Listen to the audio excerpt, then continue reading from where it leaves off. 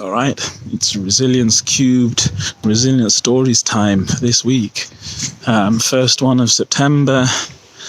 And I listened to this a while ago, this audio book. I read this book. You know, Trevor Noah was born a crime, and it's you know, I can't even really begin to put into words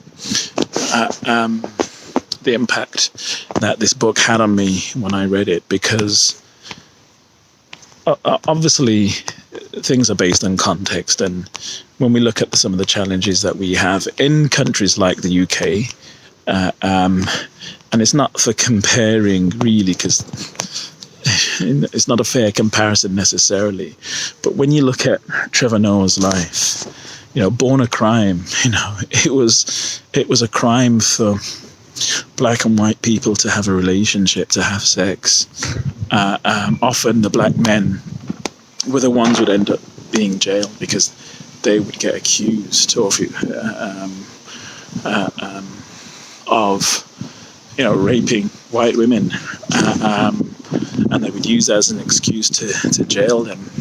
And so it's just, you know, when you look at his life story and the amount of resilience, and look at his mum's story, even before, you know, she even had him, and what she went through and what she lived through with her family, and the challenges of being, you know, disowned by her family for a little while, and or being given away, and then to come back. And, you know, Trevor's challenges as a young boy, as a young man,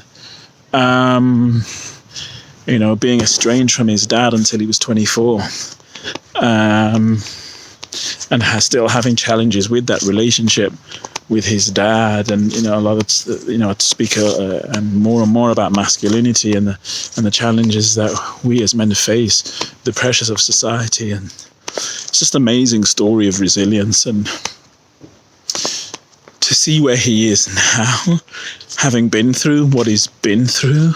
You know, you might look at him and, you know, he's a great comedian, great show host, and all the other things that we can attribute to his talents.